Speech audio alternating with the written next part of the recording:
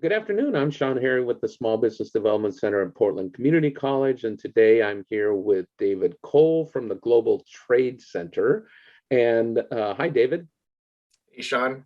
Good Hey, to be David. here. We're making this video to help us understand for other advisors in the SBDC Oregon SBDC network. What is a good client for the Global Trade Center? But the first question I have is what is the Global Trade Center? Can you tell us a little bit about the center? And you guys have been around 10 years, and I mean, there's some exciting stuff going on. We have, as you mentioned, we've been around for longer than that. We've been on this journey for about 11 years now, Nice. Developing honing the relationships, developing the services to provide the advising, the training, and the support that we have in place today.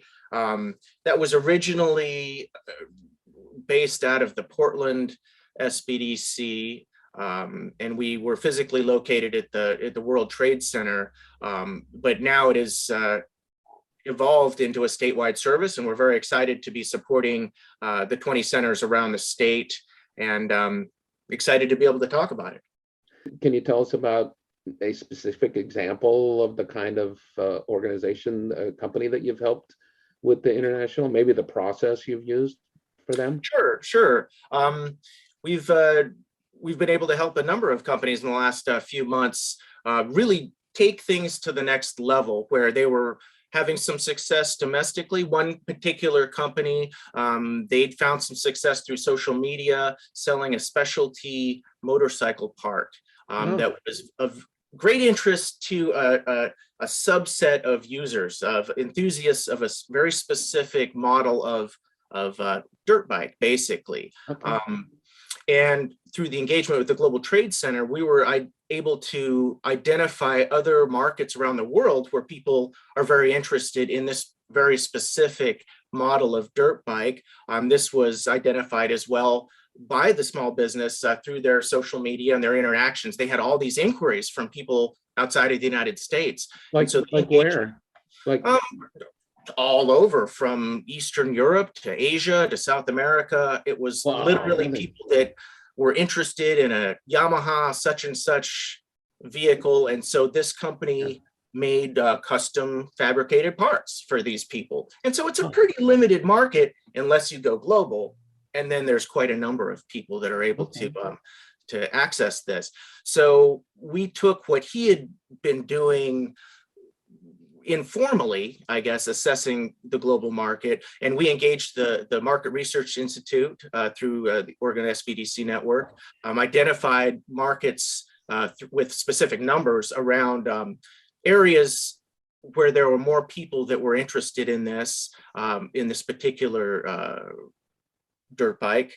And then we engaged them with Business Oregon to get some STEP grant funds, where we created some videos for them. We enhanced their website, created the ability for them to sell directly to some of these people with translations. Having correct domain names is pretty important. So if you're selling to an enthusiast in Japan, instead of having abccompany.com, you have abccompany.com.jp, so that when someone in Japan is actually surfing the internet, they come across it. They don't have to specifically reach out to an American search engine to find that. And so that really opens things up quite a bit, help them to enhance their ability to deliver content for their social media, like through videos, and then have people on the ground. In other cases, we've had, the U.S. Commercial Service has offices around the world, embassies and consulates around the world. And so oftentimes we can have people that are in that particular city and familiar with the local businesses do informal and formal vetting of potential partners, give insight into what's going on at a day-to-day. So it's really powerful when you're able to leverage the comprehensive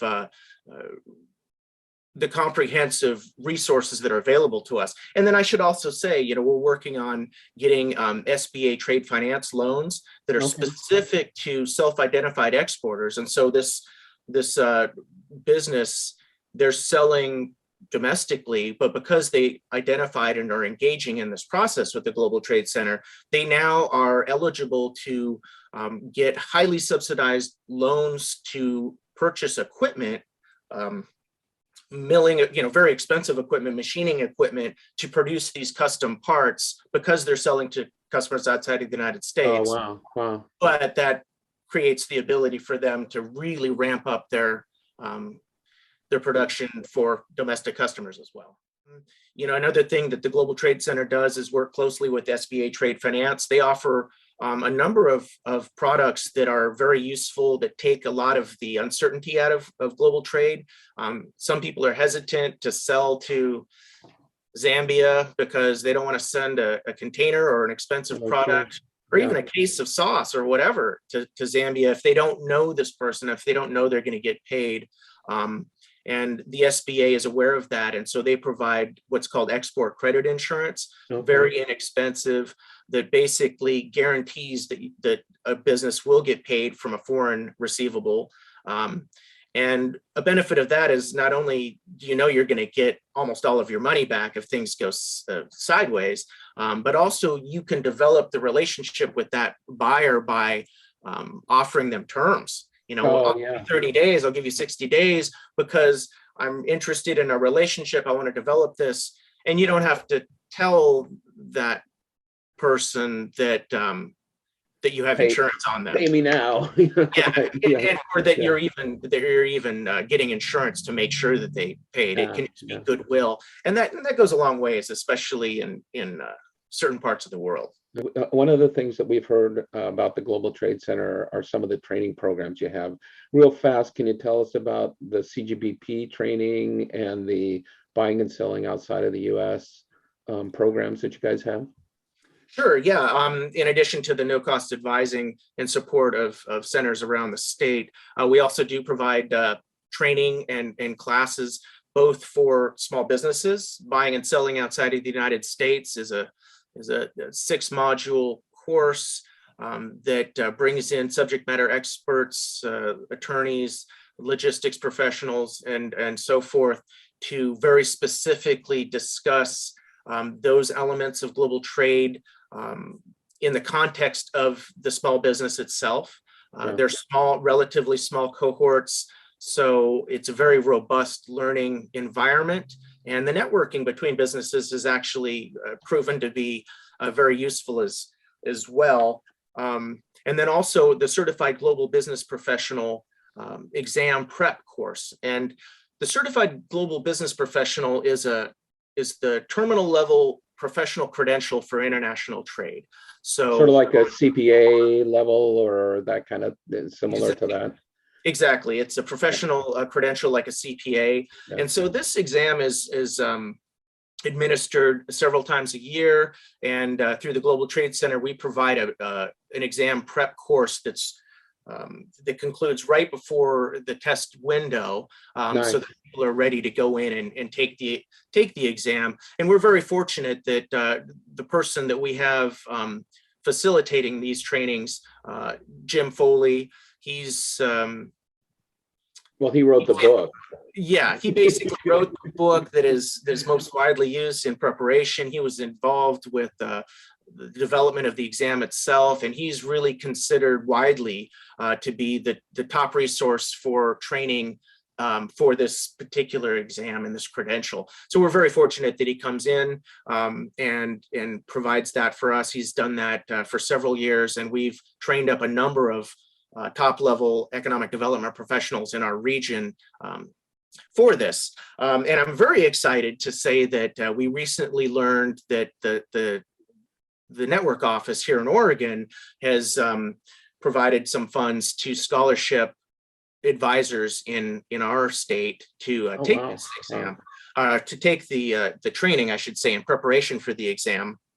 And so I would highly encourage any advisors, or all advisors, to be honest, to take this opportunity to get the training. If you want to take the exam, well, it's obviously a great way to prepare for that. But even if one doesn't want to take the exam and get the credential, just the professional development, the knowledge of the landscape, I think is invaluable. So quick last question here, and we've probably gone over the time that folks want to watch this, but Sure. tell us, how do we refer people to the Global Trade Center? How do I, as an advisor sitting in Portland or Klamath Falls or Pendleton, how do I refer a client to you guys at the Global Trade Center?